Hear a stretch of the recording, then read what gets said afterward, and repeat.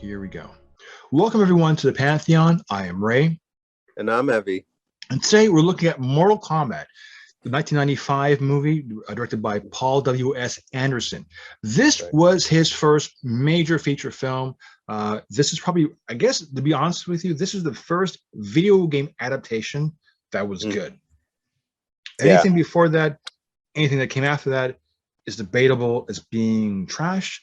For some reason, video game adaptations for the better part of 2 decades have not been successfully translated. Where there's Super Mario Brothers, Double Dragon, just for some reason they just have a really bad. Even if you look at Pixels, I mean that's okay, but they have Pac-Man and it was Adam Sandler films. So like even that kind of like people kind of like didn't have issues with it. Like it's very hard to do. For some reason, the translation from content of an arcade game into some sort of film has been difficult. Right. So this was really good. This is well received. One of the hard things about the way it was shot, though, and people complain. Oh, I don't know if they're complaining about it. Was that he did a very long take. So to capture everything, he let the camera just stay there and watch. So like when Sub-Zero ran up the hill and flipped over and did a couple of actual added sequences. They didn't cut it; they just let him kept going. So in the end, the actors would get tired, so they would have to like rehearse the sequences, right? And to get it right, so they do less takes, because if not, it would exhaust them at the end of the day. So, but it was captured so well, and it was such a precedented time that I think that is the reason why he went on to do the Resident Evil movies, because he was proven to be able to do that. So all these, with the exception of maybe the first two, it kind of goes off the rails. All the Resident Evil movies are done by him.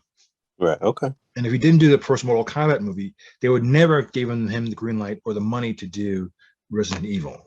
He does. So, anyways, my hat's off to doing that. Now we'll get into Mortal Kombat Annihilation another day, but for now, this was a benchmark, a milestone in an achievement for 1995 too. Okay, this is the 90s. The 90s. This is in the heart of 90s action films.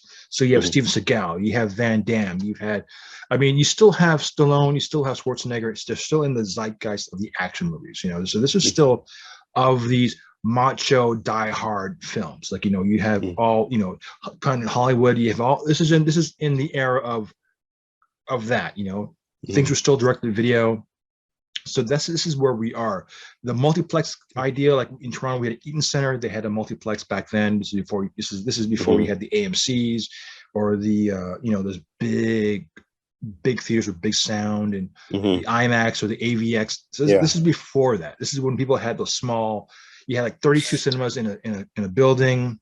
It was that time of era. This is just before the boom or the implosion or whatever you want to refer to it as. But just to give you some sort of context of where we are in this. So in the arcade, you and I played the arcade back in the 1990s. So in the arcade, you had a bit of a story arc that with each character. So if they win the tournament in the arcade, there's a bit of a reading that you could see. Okay, what happens to this character after the fact?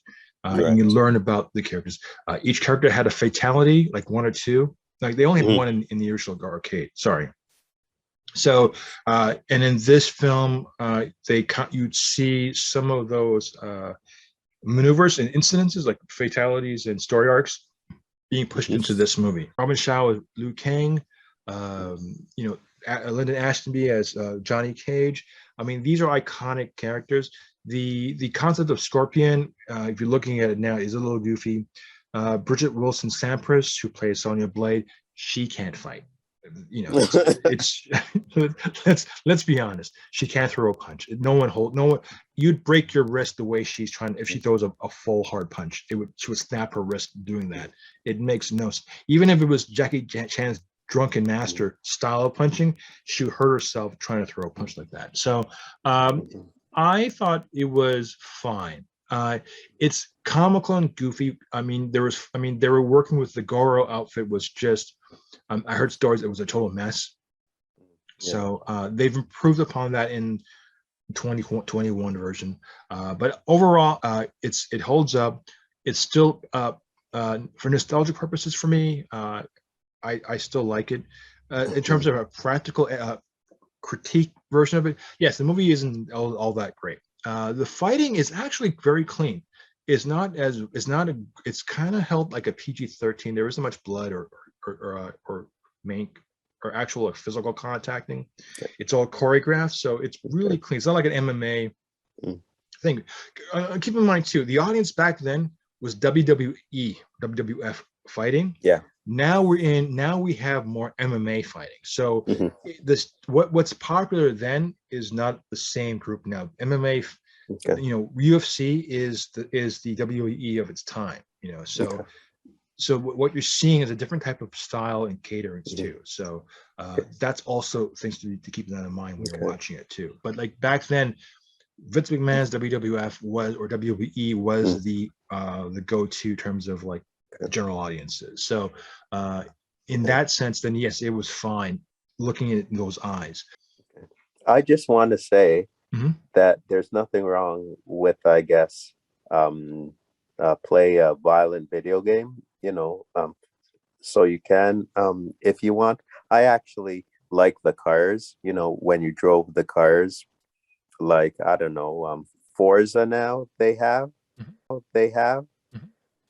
that stuff I like. It's just that I wasn't exposed to the violence. Some of it was better than other violent ones. That's all I'm trying to say. Oh no, I agree. I understand what you're saying. Like for us, like for me in high school or back when I saw like Mortal Kombat, when that was in the arcades, nobody has ever saw a game that violent. Like someone got his head beat, like a fatality was like Predator. His head was removed from the guy's neck, like pulled it right off. I mean, I've never saw that. Kano's move is Aztec warfare, like taking your heart out of your beating chest. I mean, this is stuff that no one's ever seen. So and then like card games like Need for Speed, thing, that was more catharsis for people like because I wasn't a very violent. Well, no, that's not true. I was a violent child, but I wasn't a violent kid physically with people around me. So in terms of stress, playing these games was sort of a catharsis to relieve stress, to helped you, right? Yeah, it just helps you relieve. Yeah, me too. Not that I promote that. It's just a way to blow off steam. But like you knew the difference between us being well adjusted, that you just exactly.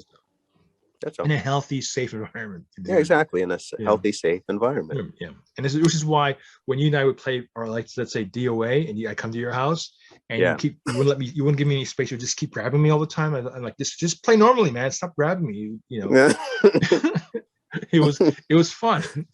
But we got a lot of regression pulled out when we were doing those games. We would play for an hour, kicking our butts left and right. So it's all healthy. So that's where I came from. It was just that's what I just had to do that to relax myself. That's what you do. That's what you anyway, do. Dude. So anyway, that's my thoughts, and that's your thoughts, and they're both cool. Right. Would you recommend this to anybody in particular? Yeah, I would. If you're having a bad day or whatever, it's fine. Just be mindful of what you're doing and make sure that you're not hurting anybody else by doing that. That's all. Okay. And do you think this movie holds up still? Like even though it's been like what, almost 20 years? 20 years? Yeah. What do you mean? What do you think it's like it holds up? Yeah. Do you think of let's say a 15-year-old watches it now, would they be like, this is not that great? Or is it more of a nostalgic factor for those who saw it? That would be the only value. Nostalgic. Yeah, nostalgic. That's okay. Okay. Well, that's cool. All right. Well, on that note, I am Ray. And I'm Evy. We'll talk to you next week. Yeah.